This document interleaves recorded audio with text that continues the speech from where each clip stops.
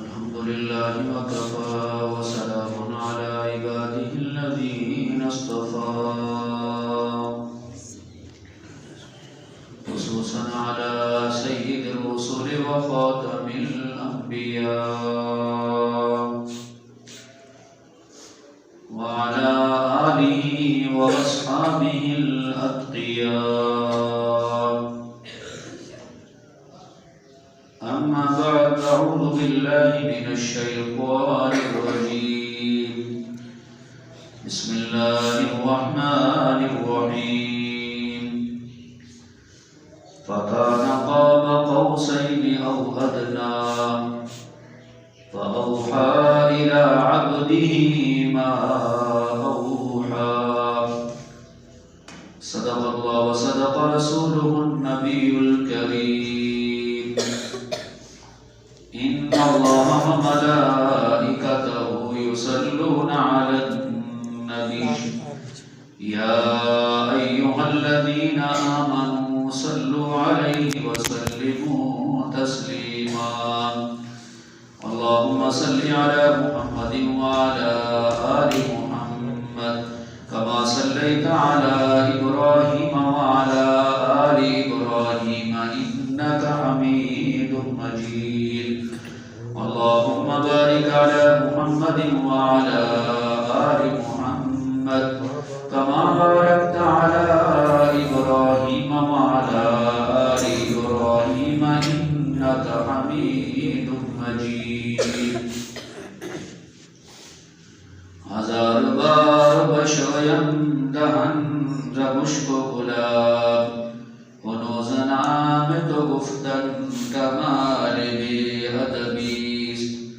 زباں پر مومنوں کے جب بھی ذکر تاجدار آئے تو اس کے بعد لازم ہے کہ ذکر چار یار آئے.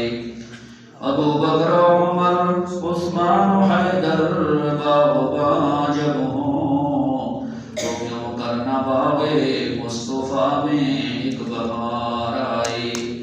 ہم خبر سے کہتے ہیں ہمارے ہیں صحابہ، واللہ ہمیں جان سے پیارے ہیں صحابہ. وہ چاند جو روشن ہوا بطحا کی افق پر، اس چاند کے تابندہ ستارے ہیں صحابہ. قابل زیادہ احترام برادران اہل سنت والجماعت، واقعی معراج میں چونکہ کافی تفصیلات ہیں، اس لیے ایک جمعے کے اندر اس واقعے کا بیان ہونا مشکل تھا. اس لیے یہ اعلان کیا گیا تھا کہ انشاءاللہ آئندہ جمعہ بھی واقعہ معراج کے حوالے سے بھی بیان ہوگا. دعا ہے اللہ کریم ہم سب کو اپنے سچے دین کی سمجھ عطا فرمائے اور دین کے مطابق اللہ پاک ہمیں زندگی گزارنے کی توفیق عطا فرمائے. کچھ واقعات میں نے آپ رات کے سامنے ان لوگوں کے متعلق جو مختلف گناہوں کے اندر زندگی گزارتے ہیں ان کی سزا کے حوالے سے بیان کیے تھے، اور کچھ واقعات انشاءاللہ آج میں بیان کے آخر میں جا کے بیان کروں گا تاکہ اور بھی لوگ آ جائیں، سب کا فائدہ ہو جائے. تو اس سے پہلے میں اس واقعے کے کچھ اور متعلقات حضرات کی خدمت میں عرض کرتا ہوں. حضور نبی پاک صلی اللہ علیہ وسلم سیدنا جبرائیل علیہ السلام تو مسجد اقصیٰ میں پہنچ گئے. مسجد اقصیٰ میں جب پہنچے تو دیکھا کہ وہاں انبیاء علیہ السلام جمع ہیں، اور جبرائیل علیہ السلام نے حضور پاک علیہ السلام کی سواری کو مسجد کے باہر ایک پتھر کے ساتھ باندھ دیا.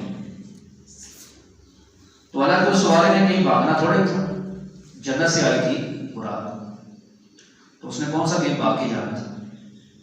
لیکن یہ جو باندھ دیا تو اس سے آگے آنے والے لوگوں کو، نبی علیہ السلام کی امت کو سبق دینا تھا کہ توکل کا مطلب یہ نہیں ہوتا کہ بندہ ہاتھ پہ ہاتھ ڈال کے بیٹھ جائے. یہ ہے توکل کا مطلب کہ پہلے سواری کو باندھو پھر اللہ پر بھروسہ کرو. کیونکہ اگر اللہ تعالیٰ دنیا سے اسباب کو ختم فرما دے تو ایمان میں لگا تو مطلب بھی کوئی نہیں ہے. پھر فرشتوں میں اور ہمارے ایمان میں کیا فرق رہے گا؟ بغیر کام کاج کے اگر ہر بندے کے گھر میں روزی آ کے گرے جی روٹی پکی پکائی آ جائے تو پھر ایمان پہ لگا تو ختم ہو گیا. تو یہ جو امتحان ہے اور غیب کا پردہ اللہ نے رکھا ہے یہ اسی وجہ سے رکھا ہے تاکہ ایمان پہ لگا قائم رہے. تو کئی لوگ توکل کا مطلب غلط لیتے ہیں اور اس انداز میں بات میں نے خود بیان سنے ہیں اور یہ چھوڑو کام کاج دکانداریاں ہاں جی بس اللہ اللہ کیا کرو مسجدوں میں بیٹھ جاؤ یہ کرو. تو بھی دیکھیں اگر بندہ صرف مسجد میں بیٹھ جائے دنیا کے دھندے نہ ہو کام کاج نہ ہو تو امتحان پھر بھی نہیں ہے. کوئی نہیں سمجھے یہ تو امتحان ہے نا. آؤ پھر جا کے بیٹھو کام میں پھر بلایا پھر آ جاؤ پھر جاؤ پھر آؤ یہ بار بار بلانا آنا جانا یہی امتحان ہے. نہیں سمجھے؟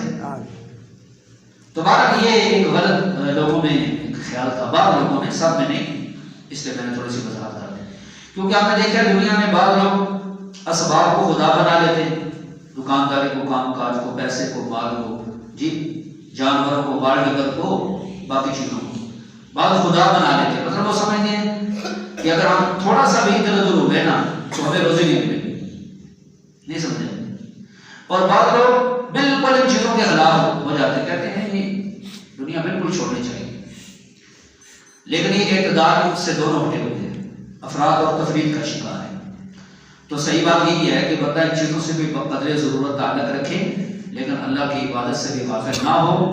یہ بندہ امتحان میں پاس ہوتا ہے اور پھر کس کا مقام فرشتوں سے بڑھ جاتا ہے. پھر فرشتے اس کی جنازہ نماز جنازہ پڑھنے کے لیے آتے ہیں. تو اس لیے میرے مسلمان بھائیوں یہ ہے توکل کا صحیح مطلب جو آپ نے سنا ہے. تو مسجد میں جب گئے مسجد اقصی میں تو وہاں کیا دیکھا کہ انبیاء علیہ السلام جمع ہیں لیکن حضور پاک صلی اللہ علیہ وسلم نے باقاعدہ پوچھا تھا جبرائیل علیہ السلام سے کہ کون لوگ ہیں. تو جبرائیل علیہ السلام نے بتایا تھا کہ انبیاء علیہ السلام ہیں. پھر اذان دی جبرائیل علیہ السلام نے. پھر اس کے بعد نماز کا ٹائم ہو گیا نماز پڑھانی تھی. تو چونکہ یہ جتنا بھی یہ نماز کا انتظام اور یہ اذان اور یہ نماز تو اس میں سب کے سب حضور نبی کریم صلی اللہ علیہ وسلم کے اعزاز و اکرام کے لیے سب کچھ ہو رہا تھا. ٹھیک ہے. تو اذان پھر اس کے بعد نماز تو سب کو انتظار تھا کہ کون نماز پڑھائے گا آگے ہو کے. تو جبرائیل علیہ السلام نے آپ صلی اللہ علیہ وسلم کا ہاتھ مبارک پکڑ کے مصلی پہ کھڑا کیا. جب نماز پڑھا لی تو پھر اس کے بعد بتایا کہ یا رسول اللہ صلی اللہ علیہ وسلم آج تمام انبیاء نے اور بہت سارے فرشتوں نے آپ کے پیچھے نماز پڑھی ہے. ٹھیک ہے. تو اس دن سے آپ کا لقب پڑا امام الانبیاء اور امام الملائکہ. سبحان اللہ. فرشتوں کے بھی امام آپ ہیں اور نبیوں کے بھی امام آپ ہیں. تو آپ صلی اللہ علیہ وسلم کے ساتھ اعزاز و اکرام کے لیے یہ سارا انتظام کیا گیا. پھر جب نماز پڑھا لی تو اس مسجد اقصی کے اندر ایک جلسہ ہوا ایک محفل ہوئی. تو محفلیں تو ہم نے بڑی دیکھی اپنی زندگی میں. آپ رات جو بڑی عمر کے آپ نے بھی بڑی محفلیں دیکھی ہم سے زیادہ محفلوں میں آپ شریک ہوئے ہوں گے گئے بھی ہوں گے. بڑے بڑے خطیب آپ نے واعظ بیان کرنے والے سنے ہوں گے. لیکن یہ تو محفل ہے نا مسجد اقصی کے اندر یہ انبیاء علیہ السلام کی محفل ہے. سبحان اللہ. بیان کرنے والے مقرر خطیب واعظ سب انبیاء علیہ السلام ہیں اور سننے والے بھی انبیاء علیہ السلام ہیں. اور موضوع ہے توحید باری تعالیٰ. موضوع کیا ہے؟ توحید باری تعالیٰ, اللہ کی توحید. تو اللہ پاک کی وحدانیت, اللہ کی تعریف, خدا تعالیٰ کی مدح و ثنا, یہ اس محفل اور اس مجلس کا موضوع ہے. اور ہر نبی اٹھ کے کھڑے ہو کے اللہ کی حمد و ثنا کر رہے ہیں. سیدنا آدم علیہ السلام, داؤد علیہ السلام, سلیمان علیہ السلام, موسیٰ علیہ السلام, عیسیٰ علیہ السلام, جو جو اللہ نے ان پر انعام کیے جو خصوصی اعزاز و اکرام اللہ نے ان کے کیے، جو نعمتیں ان کو عطا فرمائیں، بعض انبیاء کو اللہ نے حکومتیں سلطنتیں عطا فرمائیں، تو یہ انہی تعریفوں کا اپنا انہی نعمتوں کا ذکر کر کے کہتے ہیں ہم اللہ کی تعریف کرتے ہیں، جس اللہ نے ہمیں یہ نعمت دی، جس اللہ نے ہمیں یہ نعمت دی، جس اللہ نے ہمیں یہ نعمت دی۔ تو آج میرے مسلمان بھائیوں، ہم سوچیں کہ ہم یہ ساری زندگی اللہ کی نعمتیں کھاتے کھاتے دانت ہمارے خراب ہو جاتے ہیں، معدے خراب ہو جاتے ہیں، لیکن کیا اللہ کی ہم نے اتنی کبھی تعریف کی ہے کہ ہماری زبان اللہ کے ذکر سے اور اللہ کے قریب سے تر ہو جائے؟ زیادہ تر تو ناشکری ہم سنتے رہے لوگوں سے، کاروبار کیسا ہے؟ بس گزارا چلتا گیا، ہاں جی، کاروبار کے حوالے سے کیا جی صورتحال ہے؟ بس گزارا ہو رہی ہے۔ الحمدللہ کا جملہ ہے نا، اس کی عادت بنانی چاہیے، کیونکہ الحمدللہ کا جملہ ایسا ہے کہ جس کے بارے میں حدیثوں میں آتا ہے کہ جو بندہ کوئی اللہ کی نعمت استعمال کرے پھر الحمدللہ کہے تو اللہ فرماتے ہیں کہ میرے بندے نے میرا شکر ادا کر دیا۔ تو جملہ کیا ہے؟ الحمدللہ ہے، بس یہ جملہ ہے۔ تو میں یہ گزارش کر رہا تھا کہ موضوع ہے توحید باری تعالی،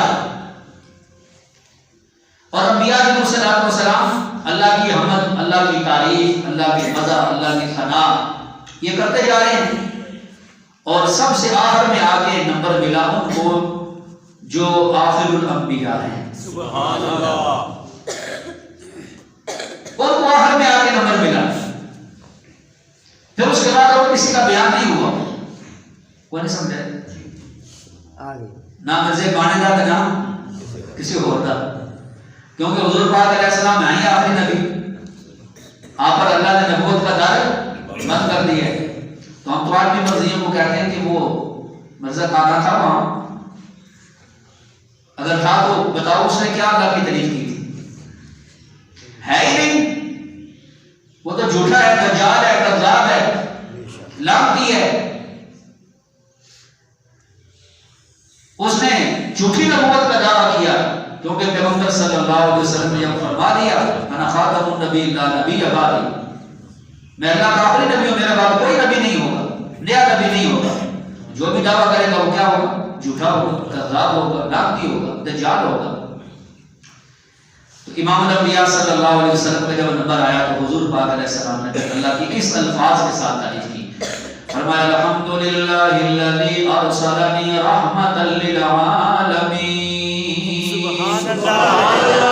تمام تعریفیں اس اللہ کے لیے جس اللہ نے مجھے رحمت للعالمین بنا کے بھیجا، سارے جہانوں کے لیے اللہ نے مجھے رحمت بنا کے بھیجا۔ اور ایک لفظ یاد رکھنا، رحمت جب تک ہے دنیا میں، یہ دنیا قائم ہے، نہیں سمجھے؟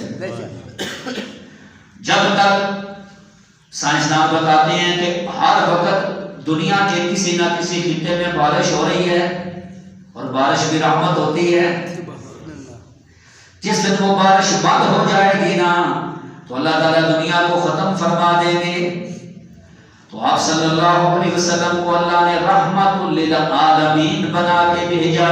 سبحان اللہ، جب تک اس دنیا میں ایک بھی لا الہ الا اللہ محمد رسول اللہ پڑھنے والا ہے، قیامت نہیں آئے گی۔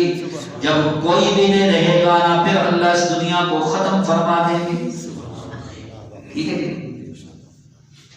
تو سارے جہانوں کے لیے آپ کیا بن گیا ہے؟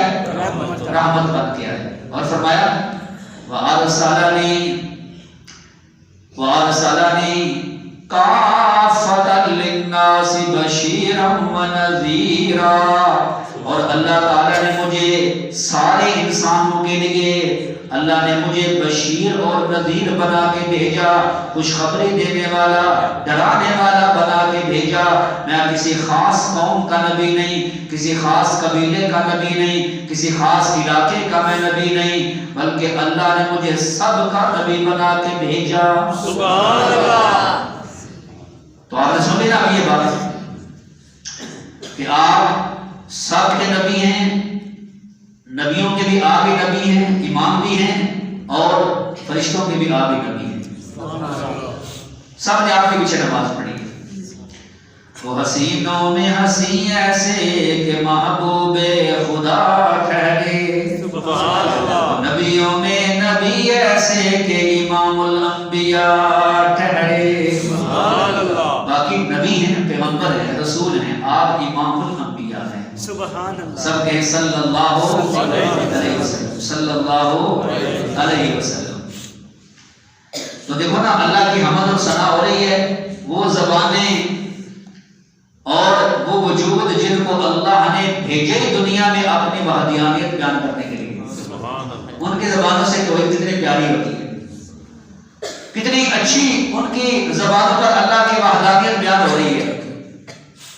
پھر اس کے بعد آپ صلی اللہ علیہ وسلم انبیاء کے سامنے اللہ کی حمد یوں بیان کر رہے ہیں، فرماتے ہیں میں اس اللہ کی تعریف کرتا ہوں، تمام تعریفیں اس اللہ کے لیے ہیں کہ وَجَعَلَ أُمَّتِي خَيْرَ أُمَّةٍ أُخْرِجَتْ لِلنَّاسِ۔ سبحان اللہ، میں اس اللہ کی تعریف کرتا ہوں جس اللہ نے میری امت کو سب سے بہترین امت بنایا، خیر امت بنایا۔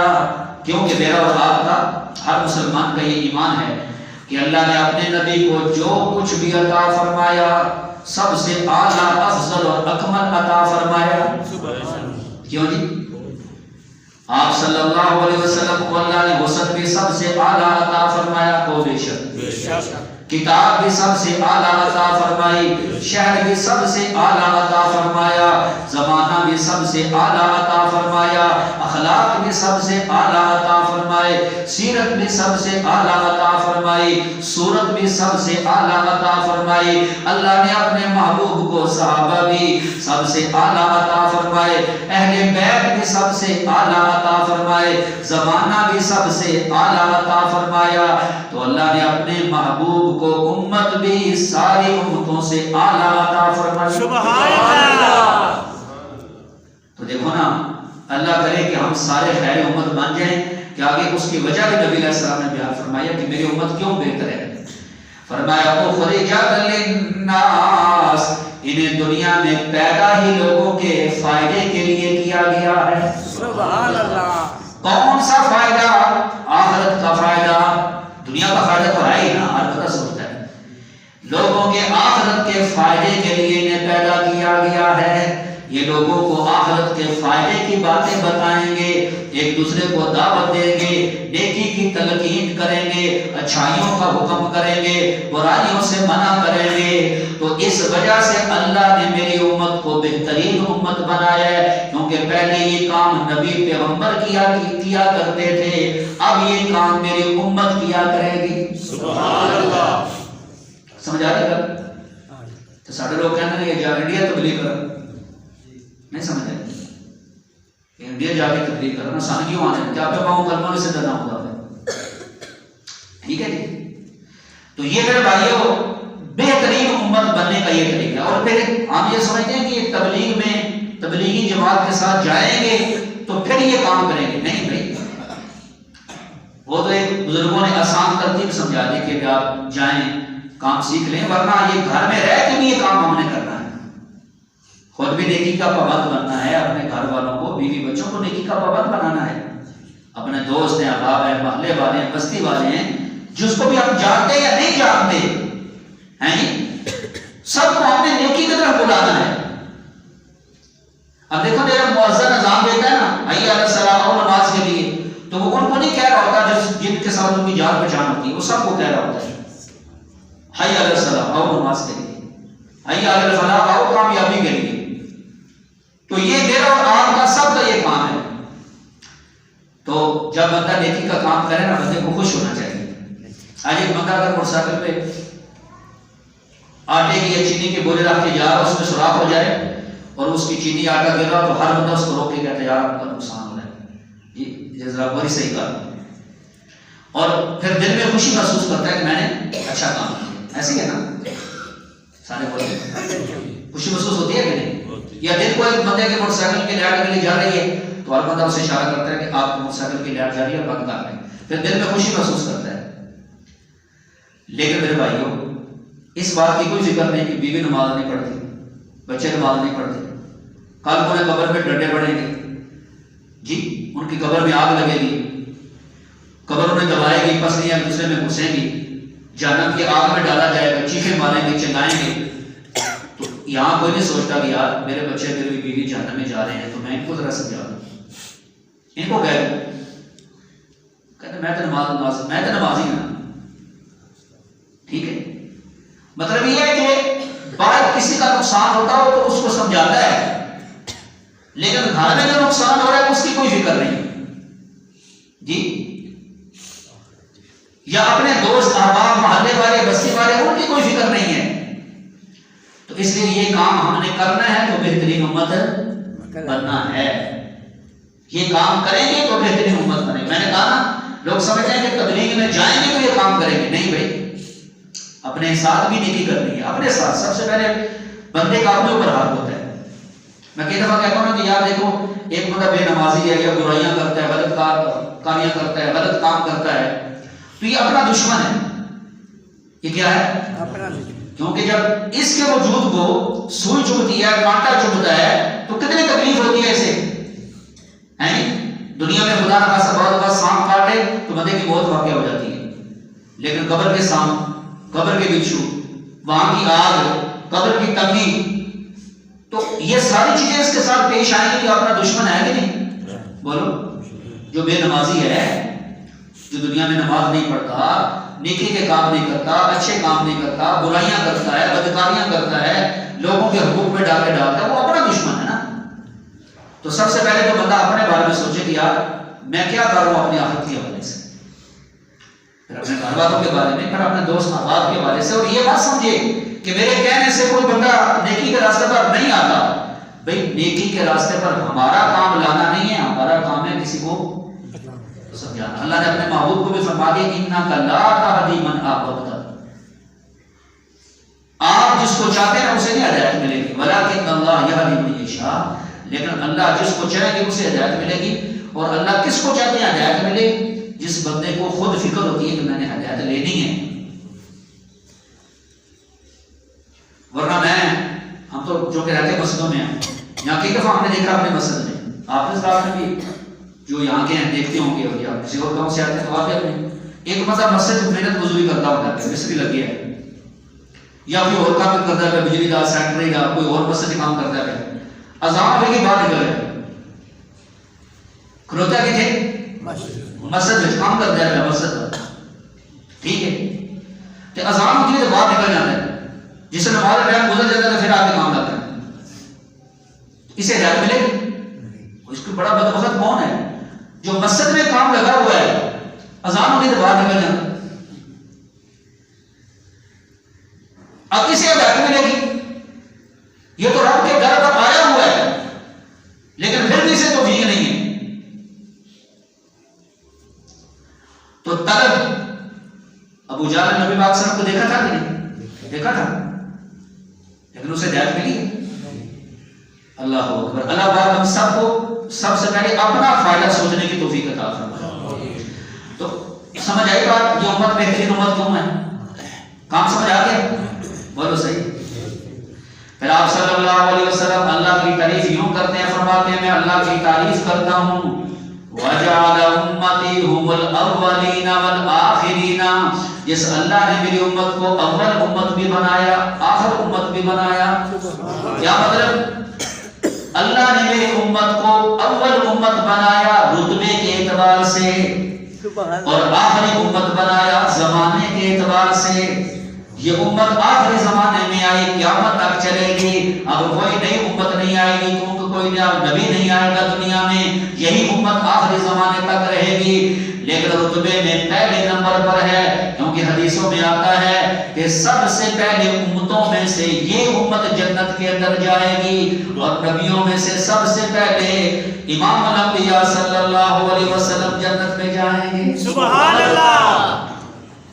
اور سب سے زیادہ حدیث میں آتا ہے 120 صفحے لگیں گے قیامت والے دن جنتی لوگوں کی، ان میں سے صرف 80 صفحے نبی کریم صلی اللہ علیہ وسلم کی امت کی ہوں گی، اور 40 صفحے تمام انبیاء کی امتوں کی ہوں گی جو جنت میں جانے والے ہوں گے. تو سب سے زیادہ یہ امت جنت میں جائے گی، اور سب سے پہلے یہ امت جنت میں جائے گی. اللہ اکبر. تو نبی علیہ الصلوۃ والسلام پھر اللہ کی تعریف کرتے ہیں کہ میں اس اللہ کی تعریف کرتا ہوں کہ شرح لی صدری، جس اللہ نے میرے سینے کو کھول دیا، دو اعتبار سے، علم کے لیے، حکمت کے لیے کھول دیا۔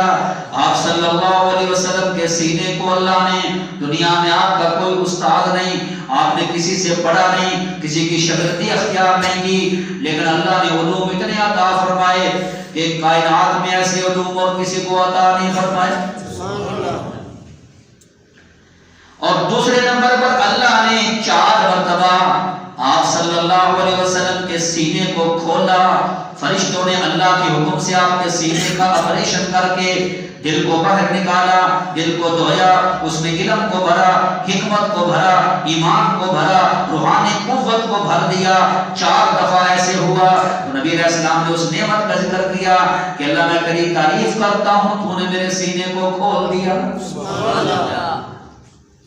آج ہم جب اس امت کے علماء کا علم دیکھتے ہیں نا، ہیں جی اتنے بڑے کتب خانے، جس وقت بغداد کے اوپر حملہ کیا تھا تو تاتاریوں نے، تو انہوں نے کیا کیا تھا، اتنا بڑے کتب خانے تھے وہاں بغداد کے اندر کہ انہوں نے دریا کے اندر تمام کتب خانے ڈال کے تو پل بنا دیا تھا، اوپر سے بیل گاڑیوں کو لاتے تھے۔ اتنے علوم یہ سب نبی کریم صلی اللہ علیہ وسلم کے سینے مبارک سے نکلے اور آج تک ان کی تشریحات ہو رہی ہیں۔ سبحان اللہ۔ اور کیا مطلب علماء کرتے رہے، کتابیں لکھتے رہے، سمجھے بات بولو سارے۔ تو فرمایا میں اس اللہ کی تعریف کرتا ہوں جس اللہ نے میرا سینہ کھول دیا، وَرَفَعَ لِي ذِكْرِي، اور میں اس اللہ کی تعریف کرتا ہوں جس اللہ نے میرا ذکر بلند کر دیا۔ سبحان اللہ۔ اللہ نے میرا ذکر بلند کر دیا۔ میں اس کے آگے تھوڑی تشریح کرنا چاہتا ہوں۔ اور فرمایا وَوَضَعَ عَنِّي وِزْرِي، میں اس اللہ کی تعریف کرتا ہوں جس اللہ نے میری کمر سے بوجھ کو ہلکا کر دیا کہ میں اس دین کو دنیا میں، ساری دنیا میں کیسے پھیلاؤں گا۔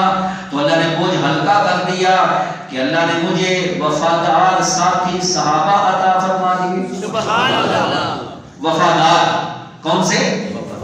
وفادار ساتھی۔ اور انہی ساتھیوں کی عزت اور ناموس کے لیے پچھلے سال ایک قانون پاس ہوا تھا، ہمارے ملک میں قانون پاس ہوا، تحفظ ناموس صحابہ و اہل بیت بل، کہ کوئی آدمی ان کو انشاءاللہ، انہوں نے بھی اس بات میں کام کیا نا، ماشاءاللہ، اللہ پاک نے کامیابی عطا فرمائی۔ جب یہ جلسہ ختم ہوا